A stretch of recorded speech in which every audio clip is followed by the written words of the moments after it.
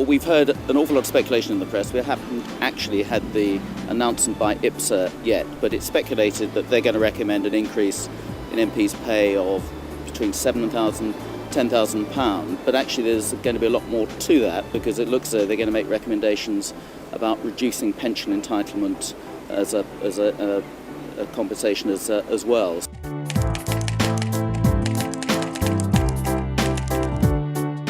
We set up a few years ago an independent body called IPSA. There was a great outcry at the whole time of MPs' expenses scandal, and it was right that we took the power to determine MPs' pay and pensions and conditions away from MPs, so we don't vote on our own pay rise.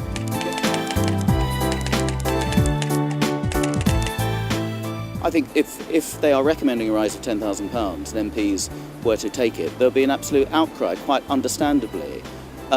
As I say, we do need to have a proper debate about what MPs should be paid, and actually in the international context, MPs are not well paid.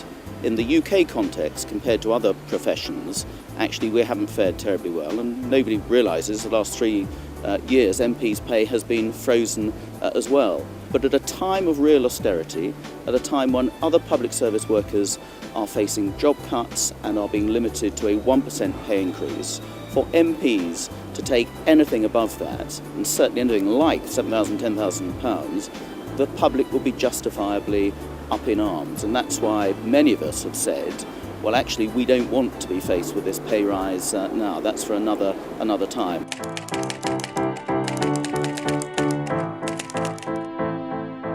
There's a big disconnect at the moment between the public and between their politicians. We're blamed for an awful lot. Most of it isn't actually justified. We have a pretty tough time in the press. We didn't help ourselves with the whole MP's expenses, but actually that was down to a small number of people who abused the system, and some of them, quite rightly, ended up in jail and got the suitable punishment for that.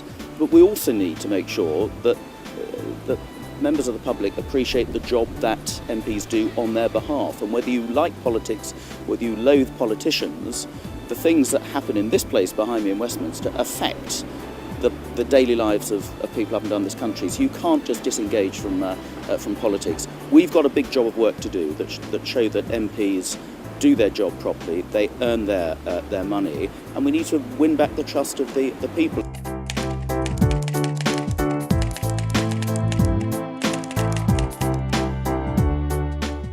Most MPs work really hard.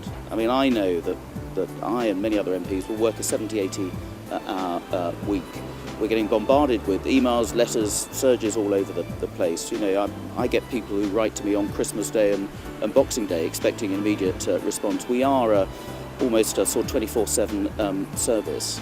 And many people came into politics and took a pay cut in order to do it. But it's a privilege, it's an exceptional job, there's a good degree of public service that goes with it.